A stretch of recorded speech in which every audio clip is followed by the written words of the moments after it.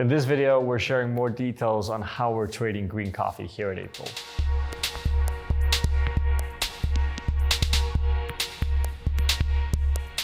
Welcome, my name is Patrick Rolfe and this is Coffee with April.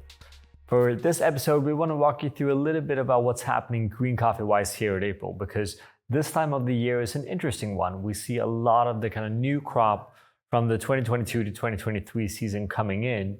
And we just finished a few of our origin trips as well, both to Guatemala and Costa Rica, visiting our long-term partner producers there. And as always, it's important to talk about transparency when it comes to green coffee. It's important to share a little bit of understanding for how that process works. And I'm going to say one of the main things that we're looking at is how we select or how we trade different lots of coffee. So one of the things that we stopped doing a long time ago, which more or less is true today to 90% of our coffees, is that we're focusing on buying directly from the producer, right? Now, one, what does that actually mean? And two, does it mean that we don't buy coffee from anyone else? And the way that we're looking at it is we're striving to buy as direct as possible, which is basically farmer, us, we're negotiating prices, we're looking at different lots, we're doing all the samplings, we're visiting the producers as often as we can. And basically, that's how the main selection is being done. And the reason for that is because when we trade through an importer, which traditionally has been the case, also for us when we started here in April, the challenge that comes with that is that what the importer has is a selection of coffees that comes from either a producer or from the exporter, right? Which means that in that first step, the producer or the exporter has chosen which lots is this importer supposed to be tasting. Much as when you come to a farm, the farmer is going to showcase a certain amount of samples to you, and basically your selection comes from what that person has chosen to show you in the first place, right? So what happens then is that the importer goes in, they try these coffees, they select coffees from those coffees, they bring them, let's say, back to Europe or anywhere else in the world, and then from there, they're going to first talk with the customers that buy the most of them and see if they want some of that selection. And then two, they're going to keep the remaining part of that and showcase that to the rest of the buyers pretty much, right?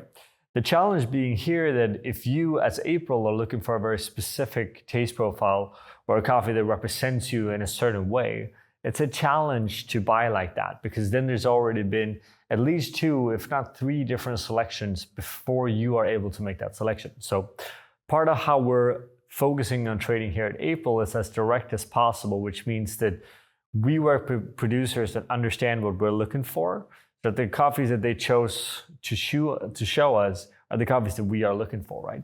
So that's kind of step one, and that is what is allowing us to showcase coffees at the quality that we are looking for, right?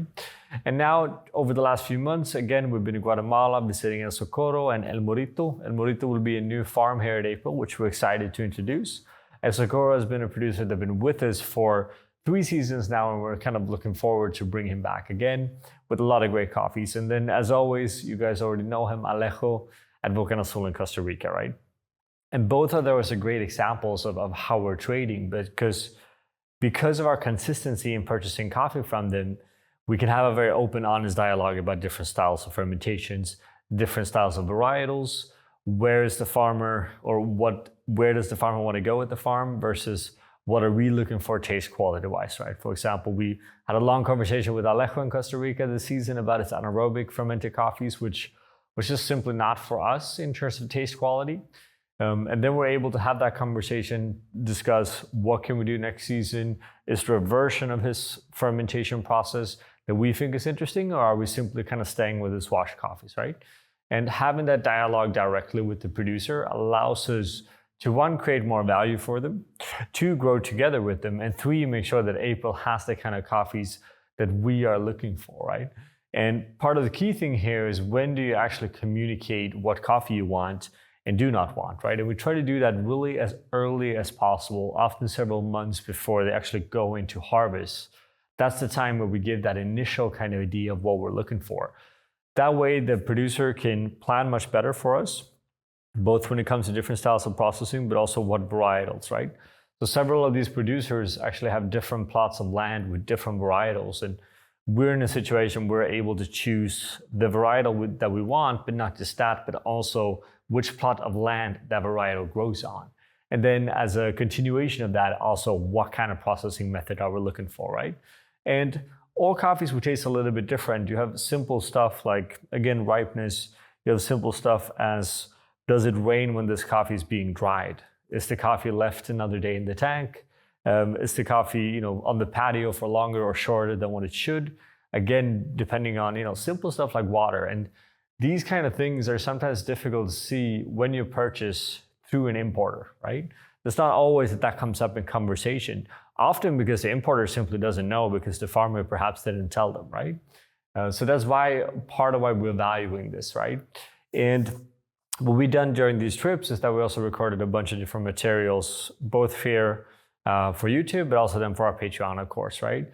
And what we're going to do as the coffees kind of come in over the next few months is that we're going to do more specific content about each coffee, giving you a better insight in what you're actually buying into and why the coffee is tasting the way that it does, because that's really what it comes down to, right? And as always, we discussed this many, many times, but the main variables there is always going to be that local terroir.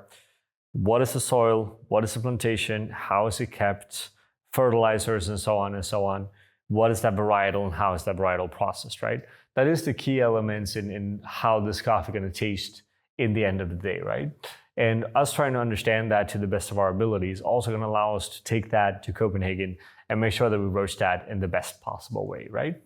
But this was just a short little introduction to what's happening, a little bit about how we're discussing trading coffee. Direct trade, it's a term that is often being used in various shapes and forms. And if anything, this is kind of the perspective that April has on it, right?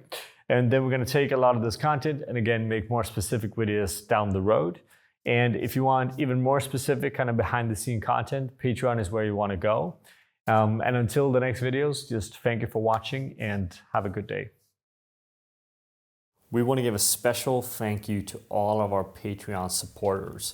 It's because of you that we are able to continue to make these videos. And we want you all to feel free to always come with suggestions and ideas on the content that you want to see because we are doing this for you and because of you. Thank you from all of us here at April.